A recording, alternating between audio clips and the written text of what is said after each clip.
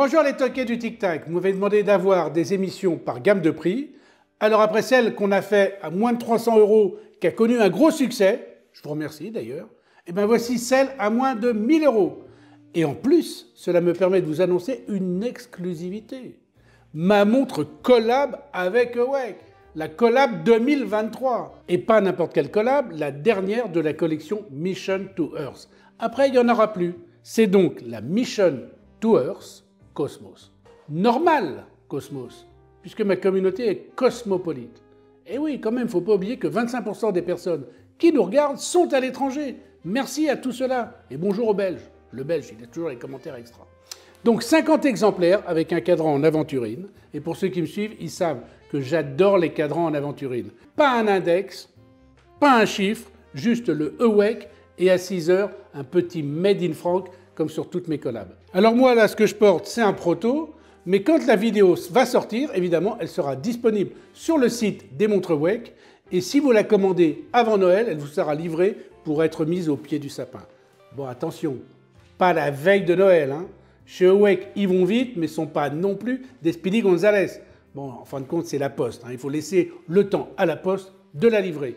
Son prix est à moins de 1000 €, sinon elle ne serait pas dans cette émission.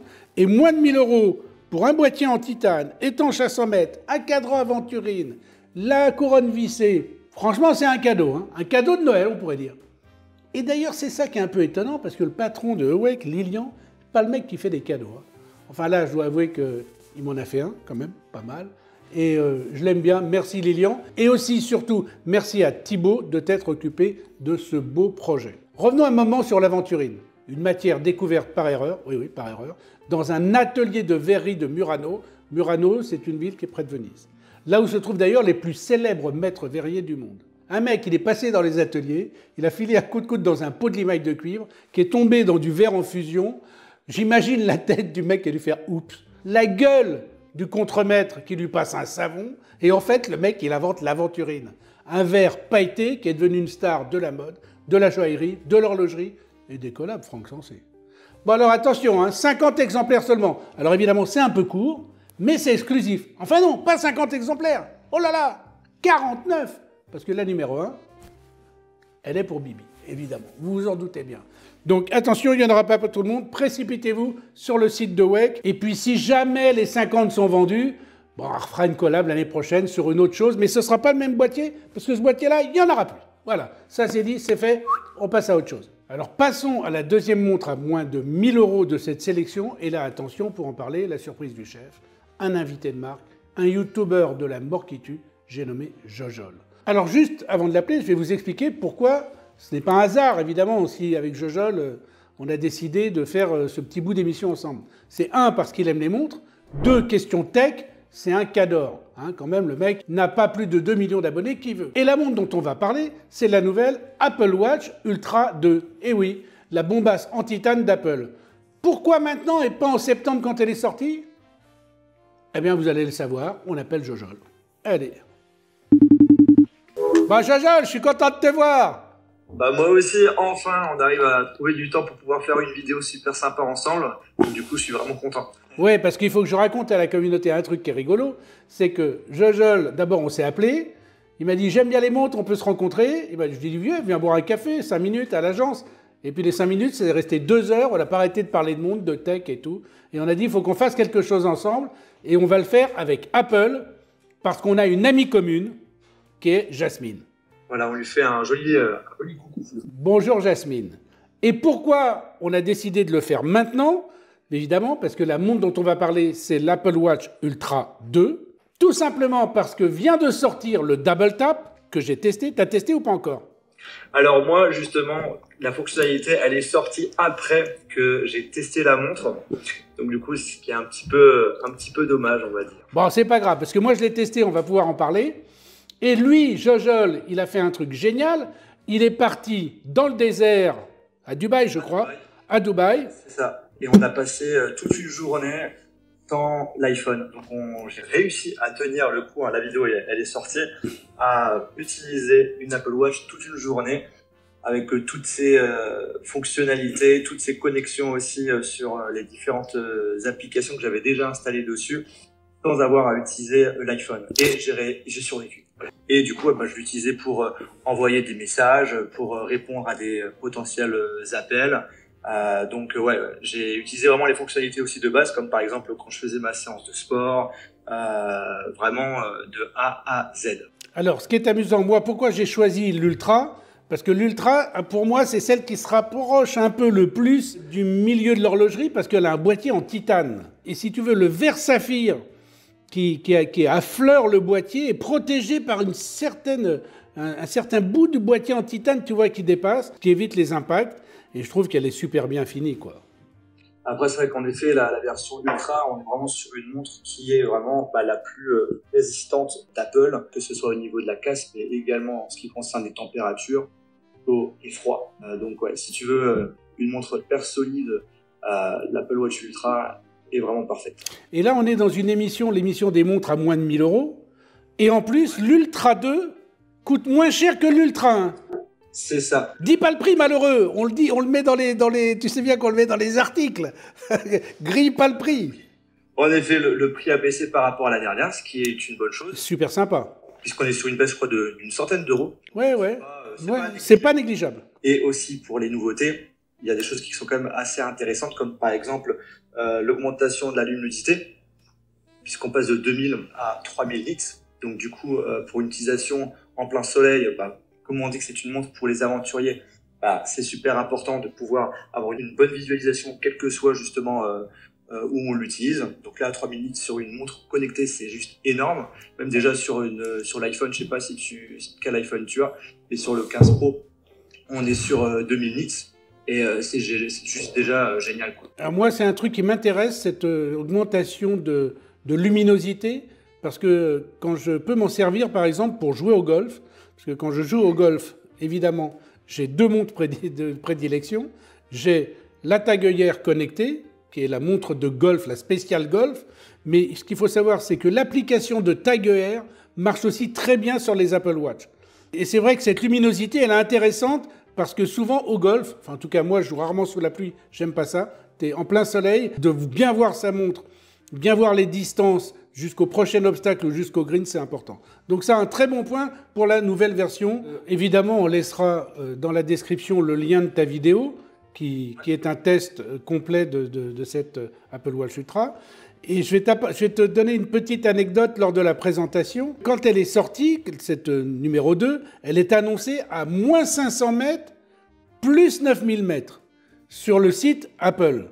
Et là, la personne, évidemment, qui me la présente, je dis moins 500 mètres, les mecs, d'accord, vous avez fait quand même des gros progrès sur l'étanchéité de la montre, mais ça m'étonne un peu parce qu'à cette profondeur, normalement, il y a une valve à hélium, donc il y a des atomes d'hélium qui peuvent faire sauter le cadran, par exemple, et puis moins 500 mètres, c'est quand même costaud sur des boîtiers rectangulaires. T'es sûr de toi? Alors il me dit oui, écoute, je vais voir, je vais me renseigner, et après, quand je regarde sur le site, on dit qu'elle est étanche à 100 mètres. C'est ça. Donc du coup, en effet, on sent qu'il y a une sorte de contradiction. Moi, je suis pas assez spécialisé connaisseur là-dessus. Je pense que la réponse qu'on devrait avoir claire et précise devrait venir d'Apple là-dessus. Mais moi, j'ai une petite idée, et si tu veux, on va donner ça en exclu à nos deux communautés. Ça fait plaisir. Tu vois?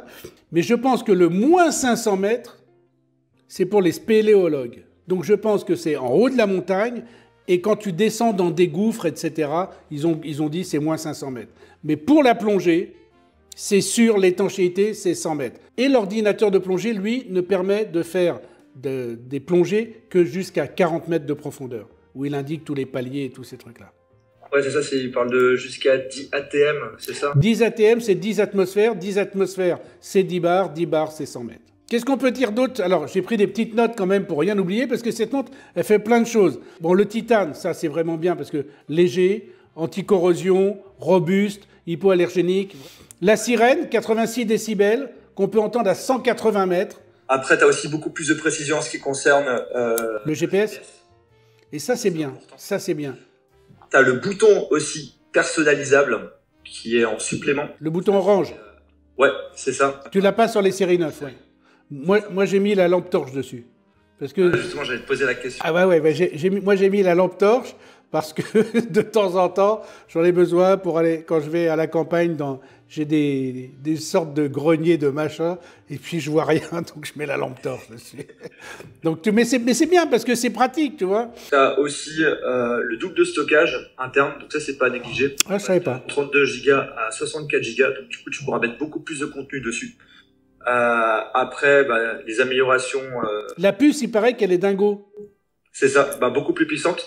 Alors, personnellement, de toute façon, l'Apple Watch aujourd'hui, pour moi, c'est de façon générale la meilleure montre connectée qu'on peut avoir sur un smartphone. Pour le sport aussi, bah, c'est assez complet. Tout ce qui est sécu aussi, pour l'utilisateur, tu as l'option détection des collisions. Genre, par exemple, il y a un accident de voiture, bah, bim, la montre pourra appeler déjà les secours, mais aussi tes contacts favoris. Et ça a même d'ailleurs sauvé certaines personnes. Ça, c'est vraiment très sympa. Et je le dis aussi parce que moi, par exemple, tu vois, ma mère, j'en ai pris une parce que ça détecte la chute, même de quelqu'un. Et donc, ça dit, oh, t'es tombé. Et si la personne ne répond pas, ça appelle les secours. Et ça, c'est quand même quelque chose de très sécurisant. Au-delà d'avoir en plus l'électrocardiogramme, la détection de l'oxygène dans le sang, tu vois, des fonctionnalités qui sont quand même intéressantes. Un point négatif que je pourrais donner de façon générale sur les Apple Watch, que ce soit Ultra ou série 9, c'est vraiment l'autonomie. Série 9, on tient actuellement toute une journée sans trop de difficultés en utilisation intensive. Hein, c'est ce qui s'est passé à Dubaï. Et après, la version Ultra, normalement, en général, on tourne des 2 jours, c'est ça? Ouais, 2 ou 3. Et c'est vrai que c'est un petit peu contradictoire dans le sens où, ben voilà, c'est la montre des aventuriers. Et en général, quand on fait des petits déplacements, ça dure plus que 2 jours. Et c'est vrai que de se dire, voilà, j'ai une montre connectée avec plein de fonctionnalités et que je peux pas être sûr que ça va tenir tout le long de mon déplacement, c'est vrai que ça, c'est dommage. Avec l'Ultra, 3 jours de réserve de marche, c'est quand même pas si mal que ça. Au niveau des 3 jours, tu sais pas comment tu vas l'utiliser. Si par exemple au niveau de la température, ça sera haut, bas, tu vois, c'est pas sur une utilisation. Ah oui, évidemment. Peut-être qu'on sera sur 3 jours. Oui. Le point d'amélioration, c'est la réserve de marche en termes de capacité électrique en nombre d'heures. Pour les filles, il y a un truc qui est quand même pas mal, mais c'est que pour les filles. Ça étudie la température quand on dort et ça donne les cycles pour les filles. Mais n'en profite pas pour t'en servir comme d'un moyen de contraception, hein.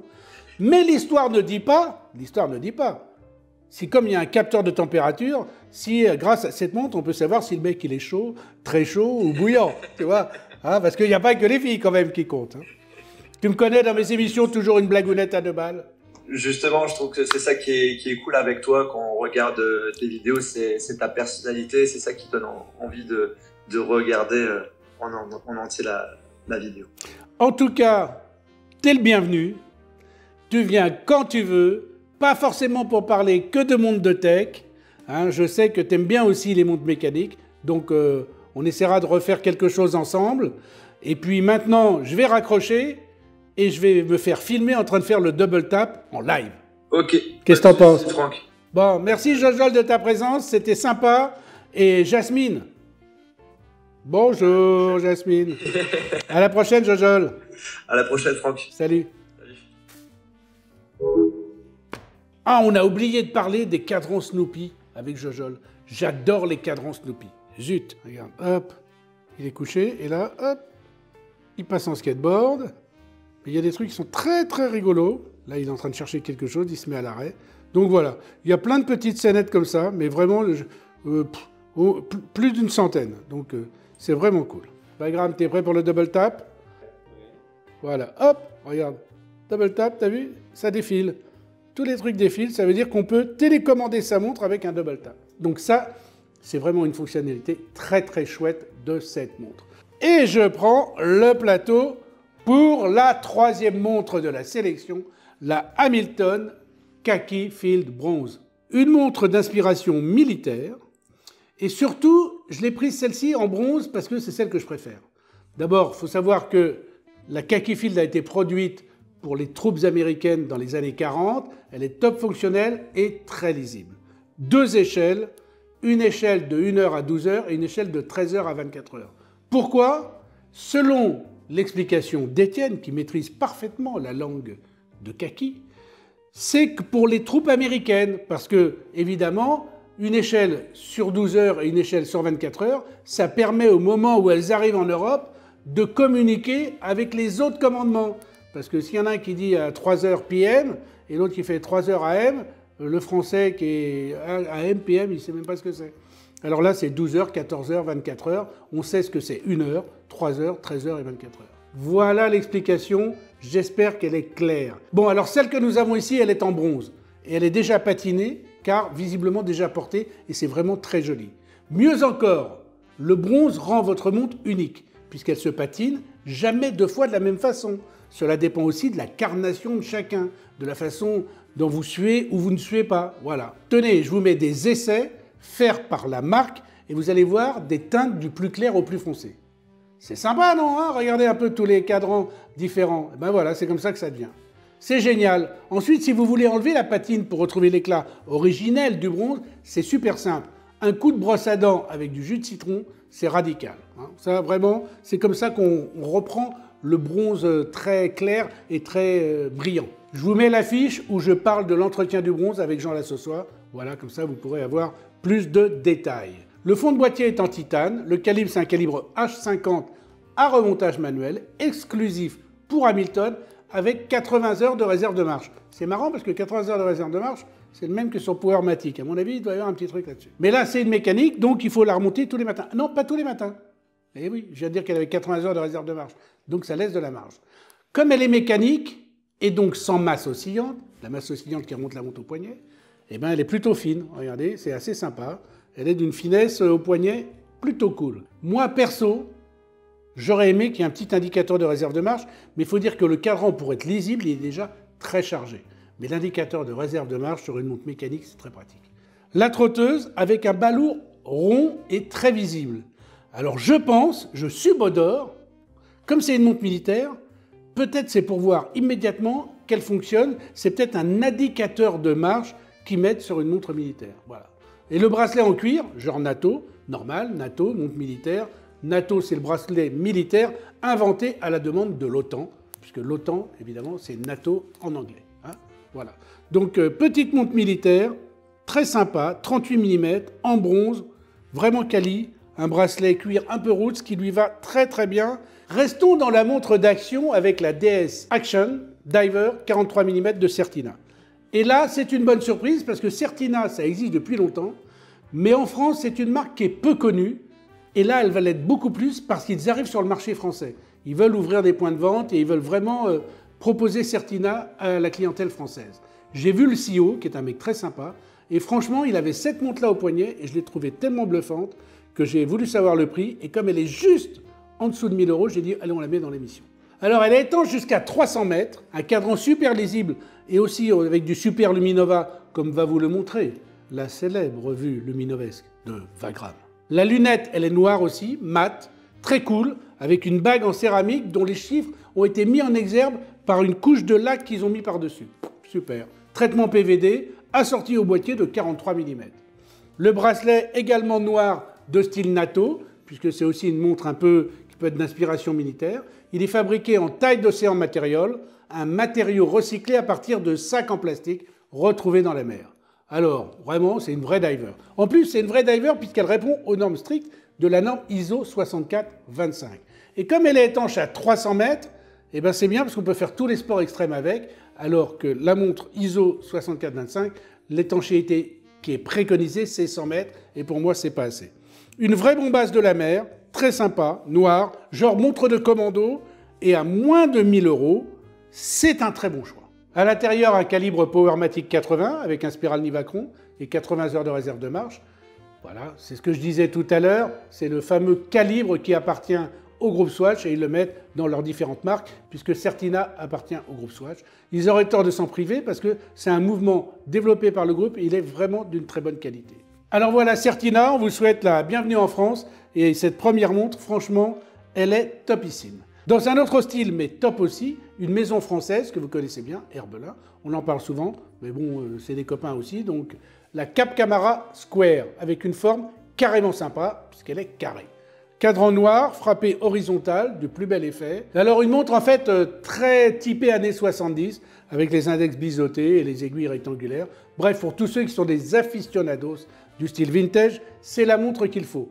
Le bracelet en élastomère s'intègre parfaitement à la boîte avec un design pour le moins original, puisqu'il est légèrement rehaussé au centre et découpé sur les côtés. Donc ça lui fait un petit côté sympa. Moi, j'avais jamais vu, je trouve ça cool.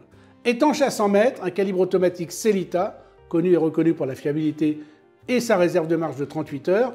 On est évidemment loin des performances d'un Powermatic, mais c'est bien quand même, et ceux qui le souhaitent pourront, par le dos, admirer les rouages par le fond transparent. Voilà, donc petite montre à moins de 1000 € qui est très sympa aussi. Dans un autre style, encore une fois, mais c'est sympa d'avoir plein de styles, parce que quand il y a plein de styles, il y en a pour tous les goûts. Pour tous les goûts et toujours avec des montres à moins de 1000 €. Donc après, en fonction de votre budget, vous choisissez parmi tout ça. Et bien là, il y en a une qui est top, sympa. Voici la Star Pilot Quartz World Timer d'Alpina. Alors, je ne parle pas souvent d'Alpina. D'ailleurs, j'ai eu des commentaires en disant « Pourquoi tu ne parles pas d'Alpina ?» Ben voilà, j'en parle. Mais c'est vraiment une jolie montre et avec une belle finition, bien finie, et une chouette fonction, le World Timer. Le premier, d'ailleurs, qui entre dans cette collection. Très lisible avec 3 sections concentriques. Au milieu, les heures, les minutes, la date, bref, les fonctions essentielles. Et, si, une aiguille originale, parce que quand même, l'aiguille des secondes, elle a un balourd en triangle rouge. Et en triangle rouge, ça rappelle le logo d'Alpina. Donc ça, c'est plutôt cool. Une aiguille qui survole la minuterie chemin de fer. Le deuxième cercle, les 24 heures, avec un indicateur jour-nuit. Le troisième cercle, les 24 principaux fuseaux horaires, avec leur ville de référence. Et là, on retrouve le côté chauvin des Suisses. À la place de Paris, chez Alpina, ils ont mis Genève. Eh oh les Suisses, le fuseau c'est Paris, P-A-R-I-S, voilà. Et j'en profite pour dire qu'il y a de très bons banquiers à Paris et que le chocolat français il est très bon.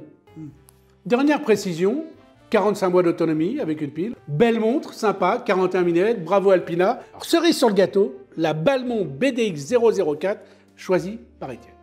Alors, c'est une marque qui a été créée par 3 Bordelais, dont Aurélien, qui a une chaîne YouTube qui s'appelle Parlons Montre, et une chaîne qui est très sympa. C'est une montre qui est en précommande sur le site Balmont, mais vous ne l'aurez pas pour Noël. La livraison est prévue en avril 2024. Mais ça n'empêche que c'est une belle montre. 40 mm, un calibre automatique suisse, précision -7 + 7. On n'est pas au kiosque, mais on n'est pas loin. Mais si Étienne il l'a choisi dans cette émission, bien sûr, parce qu'elle coûte moins de 1000 €, 2, parce que les potes de Bordeaux, c'est vraiment sympa, mais aussi parce qu'elle est associée à un concept de chasse au trésor tout à fait original. Alors, pas pour les aventuriers du bout du monde, type Mike Horn ou Pierre Frolla, plus pour des détectives du dimanche ou des Sherlock Holmes en herbe. Vous avez compris?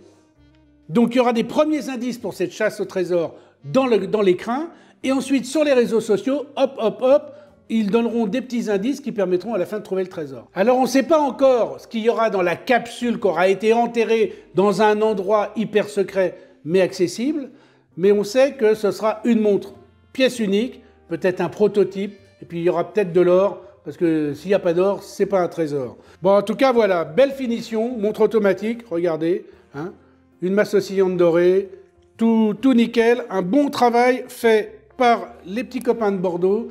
Et comme c'est une idée d'une marque française, on va redire cocorico. Presque toutes, quand elles sont arrêtées, elles vous donnent l'heure exacte 2 fois par jour. Il n'y en a qu'une qui ne vous la donne pas. Je n'ose pas demander à Étienne, il va encore dire une connerie. Laquelle? Ah, l'Apple Watch, ça va. Et oui, parce que l'Apple Watch, quand elle n'a plus de pile, elle ne vous donne plus rien. Si, elle vous donne du style.